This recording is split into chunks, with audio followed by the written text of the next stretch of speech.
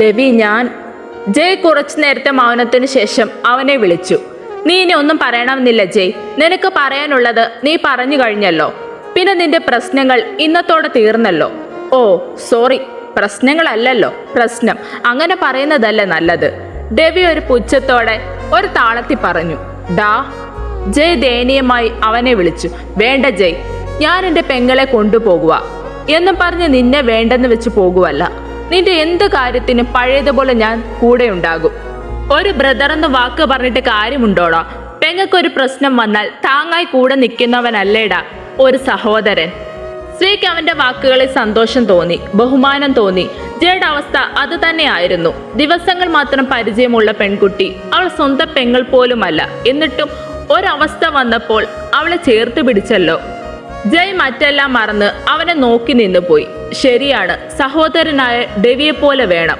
അവനോട് വല്ലാത്ത ബഹുമാനം തോന്നി. താനും ഒരു സഹോദരനല്ലേ? എന്നിട്ടും താൻ ചെയ്തത് കുറച്ച് കൂടിപ്പോയോ?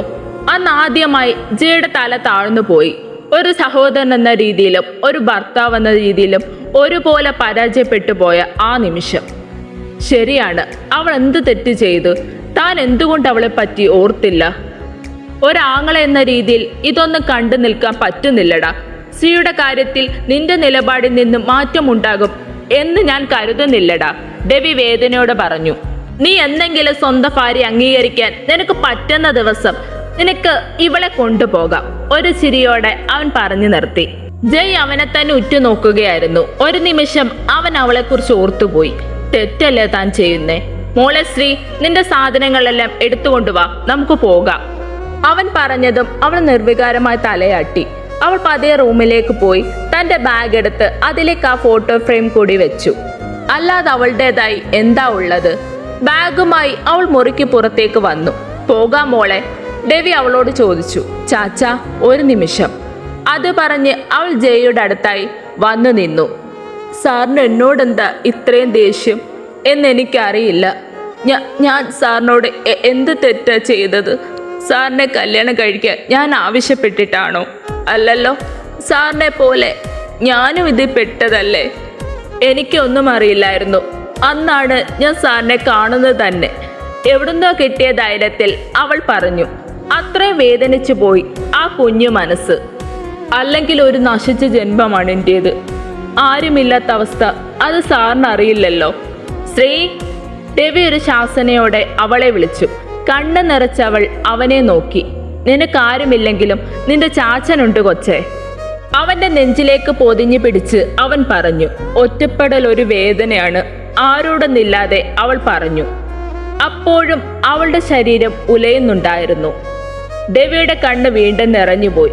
ശരിയാണ്, സ്വന്തമായി എല്ലാവരും ഉണ്ടായിട്ടും ആരുമില്ലാത്തവളെ പോൽ ജീവിക്കേണ്ട അവസ്ഥ ഓർത്തവന് വേദന തോന്നി.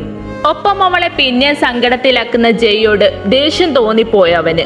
മോളെ വാ, ഇനി നിന്നാൽ അത് ശരിയാകില്ല എന്ന് തോന്നി അവന്. അവൾ തന്റെ ബാഗുമായി ഡെവിയുടെ കൈ പിടിച്ച് അവിടെ നിന്നിറങ്ങി. നിർവികാരതയാണോ അതോ വേദനയാണോ ഒന്നും മനസ്സിലാകാത്ത ഒരവസ്ഥയായിരുന്നു ജയ്ക്ക്. അവന്റെ മുഖത്തേക്ക് ഒന്നുകൂടി നോക്കിക്കൊണ്ട് അവർ പടിയിറങ്ങി. അവർ പോയിട്ടും അവൻ ആ നിൽപ്പ് തന്നെ തുടർന്നു. തെറ്റായി പോയി. എന്തോ അവളുടെ നിറമിഴികൾ കണ്ടപ്പോൾ ഇത്രയും പറയണ്ടായിരുന്നുവെന്ന് അവന് തോന്നി.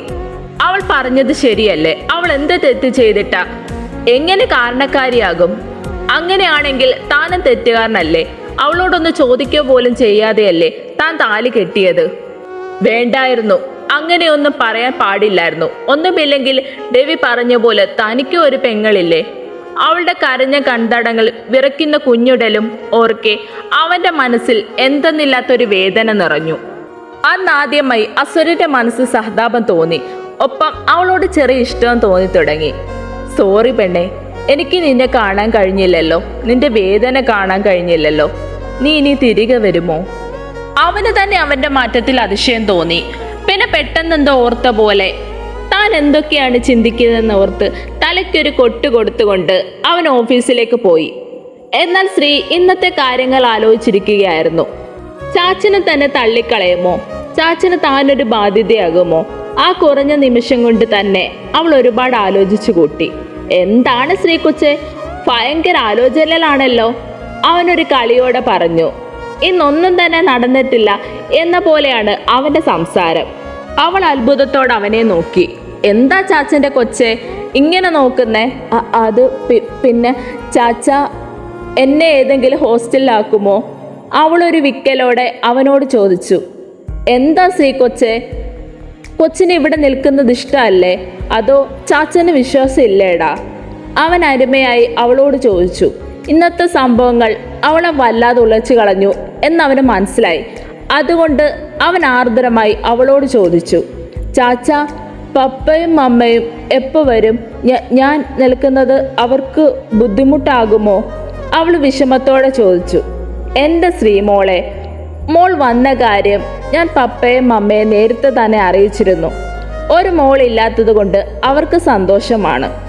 രവിയുടെ പപ്പയും അമ്മയും ഇപ്പൊ വിദേശത്താണ്. ചെറിയ ബിസിനസിന്റെ ഭാഗമായി പോയതാണ് എന്ന് കൂട്ടിക്കോ. 2 മാസം കഴിഞ്ഞേ വരൂ. രവിക്ക് പിന്നെ പപ്പയുടെ ബിസിനസ്സിലൊന്നും താല്പര്യമില്ല. അവന് ജയയുടെ കൂടെ നിൽക്കാനാണ് താല്പര്യം. അതുകൊണ്ട് അവന്റെ കൂടെ തന്നെ കൂടി. സ്വന്തമായി ബിസിനസ് നടത്താനൊന്നും ചെക്കന് വയ്യ. എന്റെ മോൾ ഒന്നും കൊണ്ട് വിഷമിക്കേണ്ട കേട്ടോ. അവളുടെ കവളി പിച്ചിക്കൊണ്ട് അവൻ പറഞ്ഞു. ചാച്ച, അവൾ കുറുമ്പോടെ വിളിച്ചു. അതാണ്, ഈ ശ്രീകൊച്ചിനെയാണ് ചാച്ചനേറെ ഇഷ്ടം. എന്ത് പ്രശ്നം വന്നാലും അത് ചിരിയോടെ നേരിടണം.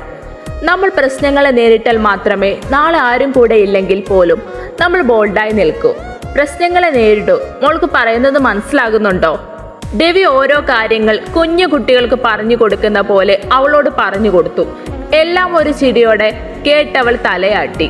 അവന്റെ ഹൃദയം ശാന്തമായി. അറിയാം, മോൾ ഇന്ന് ഒരുപാട് വേദനിച്ചെന്ന്. നിന്റെ ചാച്ചനല്ലേടാ ഞാൻ.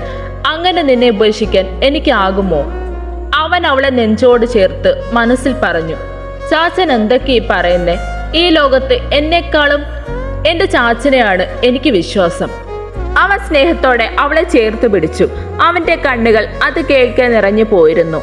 ഓഫീസിൽ ഇരുന്നിട്ടും ജയ്ക്ക് ജോലിയിലൊന്നും ശ്രദ്ധിക്കാൻ കഴിഞ്ഞില്ല. ഇന്ന് അവളോട് ചെയ്തത് ഒരുപാട് കൂടിപ്പോയി. അവളോട് സോറി പറഞ്ഞാലോ? എന്തായാലും അവളൊരു പെണ്ണല്ലേ. രവി ഇല്ലായിരുന്നെങ്കിൽ അവൾ എന്തു ചെയ്തേനെ? തെറ്റെന്റെ ഭാഗത്താണ്. അവൾ ഇനി വരാനുള്ള ചാൻസ് ഇല്ല. അവളെ കാണാനായി പോകാനും പറ്റില്ല. രവി ആകെ ദേഷ്യത്തിലാണ്. ഓരോന്നോർത്തിരിക്കുമ്പോഴാണ് തൻ്റെ ഓഫീസ് സ്റ്റാഫായ നിതാര എന്ന നിത ഡോർ ഹാൻഡിൽ ഒന്ന് പിടിച്ചു തിരിച്ച് അനുവാദത്തിനായി അകത്തേക്ക് തലയിട്ട് നോക്കുന്നത്. സർ, അവൾ നീട്ടി വിളിച്ചു. Yes coming. സാർ പറഞ്ഞ പോലെ ഫയലെല്ലാം ഒന്നുകൂടെ കറക്റ്റ് ആക്കിയിട്ടുണ്ട്. സാർ ഒന്ന് നോക്കുവോ? യെസ്, ഫയലിങ് താ നിത. പക്ഷെ അവൾ അതൊന്നും കേൾക്കാതെ അവന് നോക്കുന്ന തിരക്കിലായിരുന്നു. ജയ്, നീ എന്ത് ഹാൻസം ആണ്. അവൾ മനസ്സിലായി. അവനെ വർണ്ണിച്ചുകൊണ്ട് അവനെ നോക്കി നിന്നു പോയി. എനിക്ക് വേണം നിന്നെ. നിനക്ക് വേണ്ടിയാണ് ജയ് ഞാൻ തിരികെ വന്നത്. നിനക്ക് വേണ്ടി മാത്രം. നീ എൻ്റെയാണ്, എൻ്റെ മാത്രം. അവന്റെ ഷോൾഡറിന് അത്രയും ഒപ്പമുള്ള മുടി പകുതി കെട്ടിവെച്ചിട്ടുണ്ട്. ട്രിം ചെയ്ത താടി, കാതിൽ ഒരു ചെറിയ സ്റ്റഡ് കമ്മൽ. നല്ല വെളുത്ത നിറമാണ് അവന്. ഇളം റോസ് നിറത്തിലുള്ള അതരങ്ങൾ. വലത്തെ കൈയിൽ ഒരിടിവളയും ഇടത്തെ കൈയിൽ ഒരു ചെയിനും. നല്ല ജിം ബോഡിയുമാണ്. വാവ്, അവൾ അറിയാതെ പറഞ്ഞു പോയി. അവൻ അവളുടെ മുന്നിലായി വന്ന് നിന്ന് കൈ കെട്ടി നിന്നു. ഡി. ഓഫീസാകെ ഇടിമുഴക്കം പോലെയുള്ള ശബ്ദം. നിത ഞെട്ടലോടെ അവനെ നോക്കി. ജയ്, അല്ല, എന്താ സാർ? ആഹാ, മോളുടെ സ്വപ്നം കാണലൊക്കെ കഴിഞ്ഞോ? അയ്യോ സോറി കേട്ടോ, ഡിസ്റ്റർബായോ? മൊത്തം നീ സ്കാൻ ചെയ്ത് കഴിഞ്ഞോ? സാർ, അത് നിർത്ത് നിതാര. നിനക്ക് വേണമെങ്കിൽ മാത്രം ജോലിക്ക് വന്നാൽ മതി. നിന്നെ ഇവിടെ ആരും നിർബന്ധിക്കില്ല. പറഞ്ഞ ജോലി ചെയ്യാൻ പറ്റുമെങ്കിൽ മാത്രം വന്നാൽ മതി. മേലിൽ എൻ്റെ മേൽ നിന്റെ ഒരു നോട്ടം വന്നാൽ. ഒരു താക്കീതോടെ അവൾക്ക് നേരെ കൈ ചൂണ്ടി അവൻ പറഞ്ഞു. രാവിലത്തെ പ്രശ്നം അവനെ വല്ലാതെ ഉലച്ചിരുന്നു, തളർത്തിയിരുന്നു. സോറി സാർ, ഞാൻ അറിയാതെ. നിതാരയ്ക്ക് പോകാം. പിന്നെ എന്നെ കൊണ്ട് പറയിപ്പിക്കരുത്. പറയിക്കാൻ ഒരവസരം തരില്ല. പിന്നെ നിനക്ക് വീട്ടിലിരിക്കാം.